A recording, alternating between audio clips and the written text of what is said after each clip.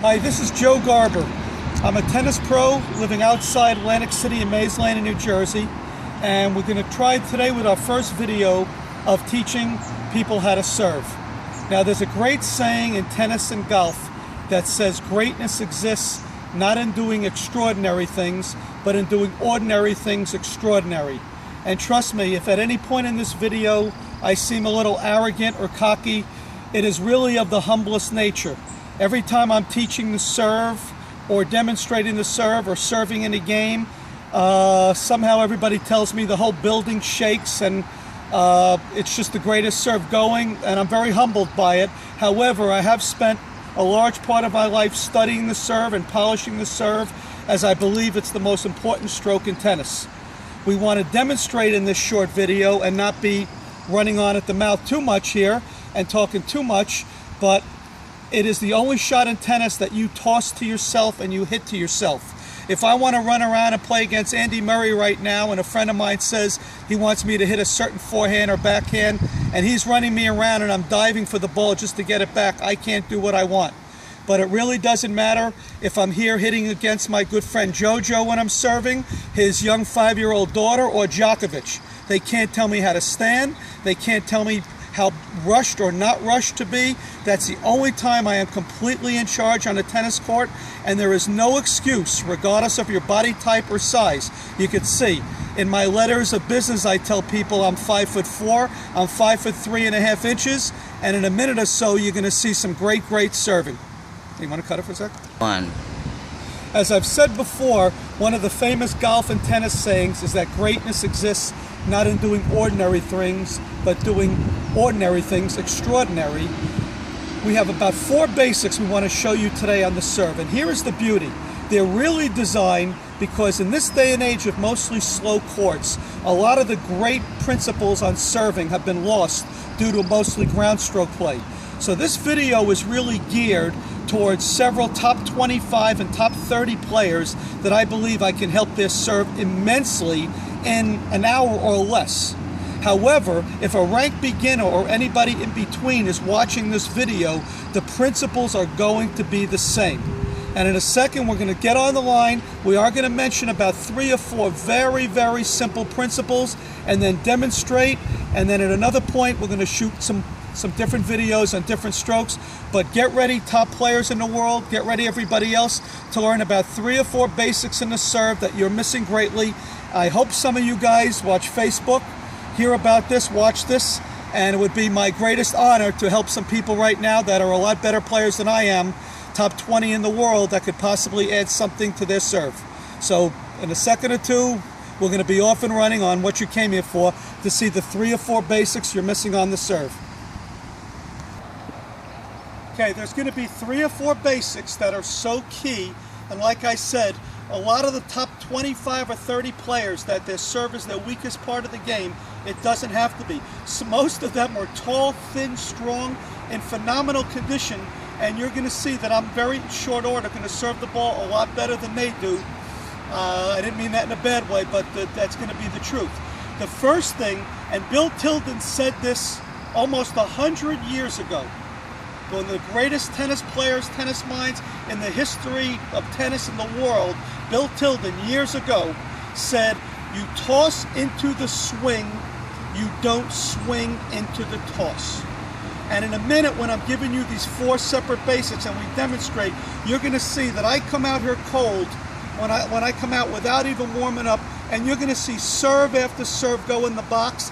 And I got to tell you, sometimes I'm the most humbled, shocked person that I can do it when a lot of top players need an hour to warm up the serve. It seems like just to hit the ball 100 miles an hour or close to the box. I'll come out here ice cold after a business job to warm up with a lesson and serving it right away. So the first principle that we're going to do when we demonstrate is you toss into the swing, you don't swing to the toss. The second main principle is going to be, and I'm going to give it to you how I learned it from the great Harry Hopman, the Australian coach years ago, who's probably still considered the father of modern tennis and the greatest coaches ever. In this time, I want to tell you that mostly I've expanded on things that other people have taught me. This is not like a revolutionary new way of serving. I've taken some of the great instructors and elaborated on it. The second part is you want to hit your serve like you are hammering a nail in a wall. And this is so key because you don't want to be using what I call wussy wrist action to get more racket head speed. Wussy wrist action does two terrible things. It actually puts, instead of the racket and the strings crushing the ball and making the ball bend and expand and have an incredible stored energy, what wussy wristy racket head speed actually does is the ball pops off crummy. If you keep that wrist firmer, the racket's going to be firm, the strings are going to grab the ball is going to be crushed and sent out of there with stored energy. Okay. Even more importantly, Jojo, can you follow me with that a little bit? I see some of the best servers in the world when they're on their game right now, hitting their serves when they're relaxed around here or here. Then when they get a little hyper or nervous in a big game, the first serves go from here to here. The first serves go from here to here, and some of the top 25 players in the world have such a god-awful serve percentage in big matches, it's embarrassing.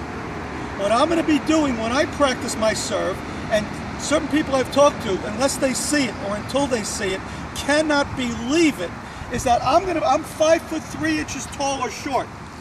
I'm going to practice my serve aiming at here. And believe it or not, if you don't use too much wrist, if you hit the serve like you're hammering a nail in a wall, I'm going to hit flat serves, well over 100 miles an hour, at 5'3" tall, with no spin, completely flat, that are going to bounce 2 feet, 3 feet inside of the service box. Then when I get hyper and I get nervous and I miss a little bit, I'm going to have these 2 feet to play with. While I'm demonstrating where to aim the serve, my second serve, which is often a kick, I'm looking to bounce here with an incredibly sharp angle instead of, again, right here, which really doesn't move or hurt the other player that much. But the biggest thing I want to lecture with the serve, but by not being too risky on the serve, is that's going to keep the ball from carrying.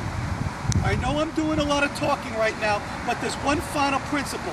One of the things tennis players, a lot of advanced tennis players, they're very jealous of baseball players because a baseball player can hit a home run.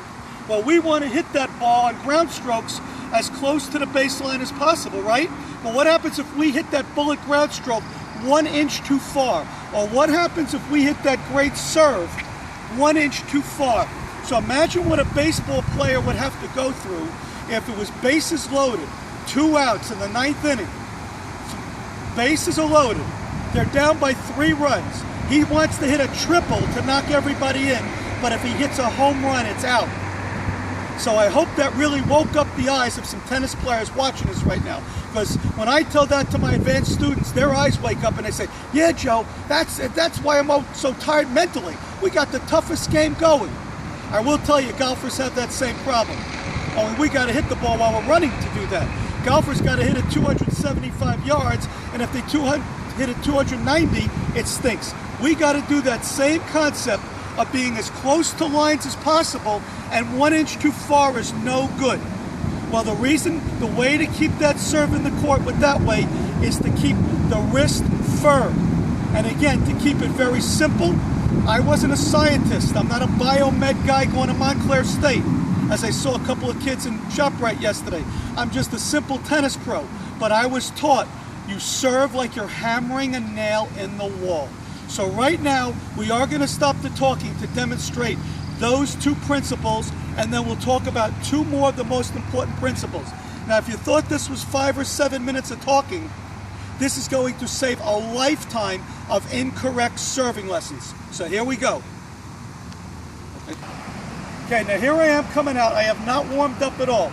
The first principle I'm going to do right now is demonstrate mostly that you toss into the swing, you don't swing into the toss. My ball is simply going to fit in to my swing. I do not have to adjust my swing to the toss. In fact, in a real game, if I am hitting the ball long, all I've got to do is move the toss a little more forward.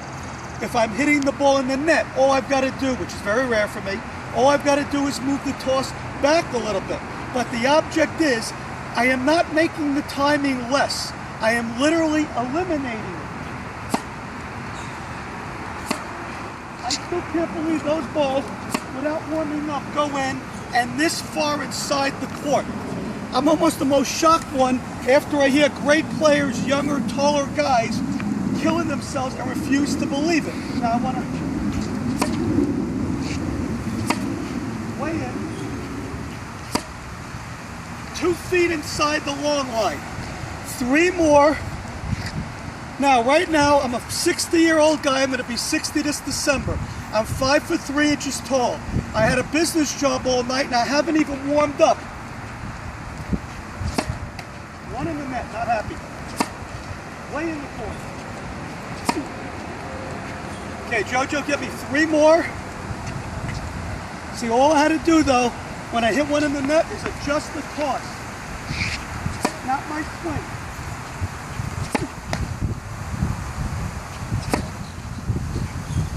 Okay, next principle, we'll keep the camera rolling. But before we do, I'm going to serve a couple in the court blindfolded. Eyes closed. Both right in the court. Now, being that this is going to be a little longer, and this is going to be the video, I'm going to go off on a little tangent. When I was younger, there were 2 of the guys with the greatest serves that would still be the greatest serves ever. John Newcomb and Roscoe Tanner. Newcomb hit it like this. Tanner hit it like this. I ask all my students on the first serving lesson, what's the difference between the 2? And the answer is nothing. However, a lot of poor coaches and students copied Newcomb's serve and thought that he tossed it now. Tossed the ball up early, and they had to time this whole swing to hit the ball. But in reality, what Newcomb would do was, JoJo, come a little more in this angle, is Newcomb would do all of this. Newcomb was tall and thin with square shoulders. He couldn't get that rotation that quickly. So what Newcomb did was he'd get a little momentum, but at this point, he's still basically tossing it into the swing. Tanner, with rounder shoulders, could just come up, boom. Okay, so as a last time before we go into the wrist, here's Newcomb. Now watch for it. A foot inside the line. Here's Tanner. A foot inside the line. 1 more Tanner. This far inside the long line. Hard to believe. Okay, next. We're gonna